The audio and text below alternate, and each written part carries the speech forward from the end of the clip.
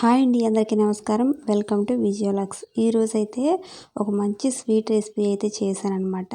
So తక్కువ టైంలో తక్కువ ఇంగ్రీడియంట్స్తో వెంటనే అయిపోతుందండి. ఈజీగా చాలా టేస్టీగాను బాగుంటుందన్నమాట. సో ఈజీగా పాలకోవలాగా చాలా బాగుంటుంది. సో ఈ వీడియోలో ఎలా చేశానో చూపిస్తున్నాను. ఫస్ట్ అయితే ఒక మిక్సీ జార్ తీసుకొని ఒక కప్పు పుట్నాల పప్పు అయితే తీసుకున్నానండి. ఇవైతే ఏం ఫ్రై చేయని అవసరం లేదు, మామూలుగానే తీసుకున్నాను. ఇప్పుడు ఇంకో కప్పు కూడా తీసుకుంటున్నాను. మొత్తం 2 కప్పుల వరకు పుట్నాల పప్పు తీసుకున్నాను అనమాట. ఇందులోకి ఒక కప్పు పంచదార అయితే తీసుకుంటున్నానండి. సో ఒక కప్పు పంచదార బాగానే సరిపోతుంది అనమాట.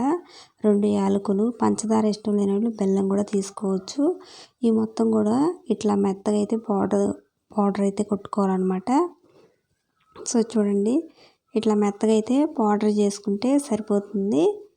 ఇప్పుడు దీన్ని పక్కన పెట్టేసుకొని పొయ్యి మీద ఒక ప్యాన్ పెట్టుకొని ఫస్ట్ అయితే ఒక అరకప్పు వరకు నెయ్యి అయితే వేసుకుంటున్నానండి. ఈ స్వీట్లోకి నెయ్యి మంచి ఫ్లేవర్తో చాలా బాగుంటుందన్నమాట. సో ఇంకో అరకప్పు వరకు ఆయిల్ అయితే తీసుకుంటున్నాను.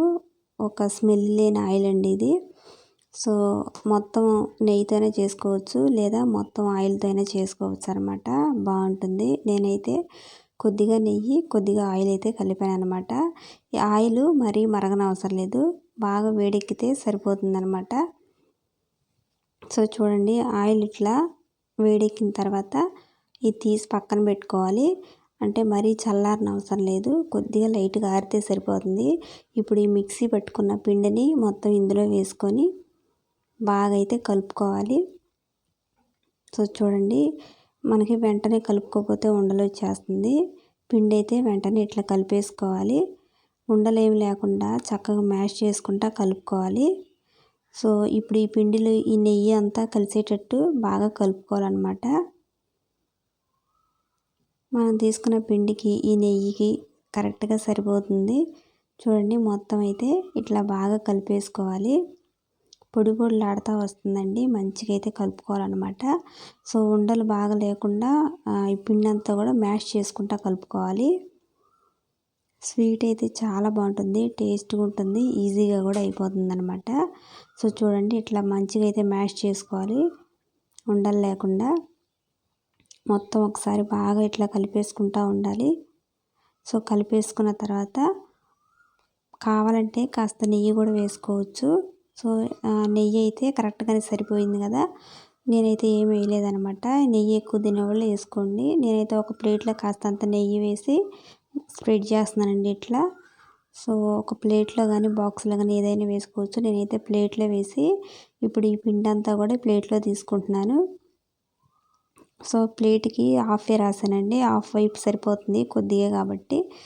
సో చూడండి, ఈ పిండి అంతా కూడా ఈ ప్లేట్లో వేసుకొని ఇప్పుడు ఈ ప్లేట్లో వేసుకున్న స్వీట్ అంతా కూడా ఇట్లా ఒక గంట తీసుకొని దగ్గరగా ఇట్లా చదరంలాగా చేసుకోవాలన్నమాట. అంటే గట్టిగా ఒత్తుకోవాలి.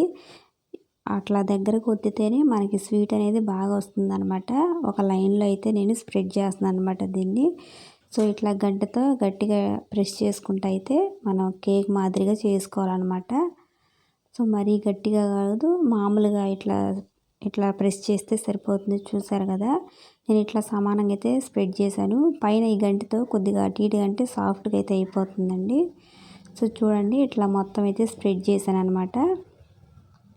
ఈ కేకు ఇన్స్టెంట్గా చేసుకోవచ్చు, ఏదైనా స్వీట్ తినాలనిపించినప్పుడు వెంటనే అయిపోతుంది. సో ఇప్పుడు నేను వెంటనే అయితే వేడి ఉన్నప్పుడే నేను కట్ చేసేస్తున్నాను. చల్లారిన తర్వాత కన్నా ఇప్పుడే వెంటనే ఇదైతే కట్ చేసుకోవచ్చు అనమాట.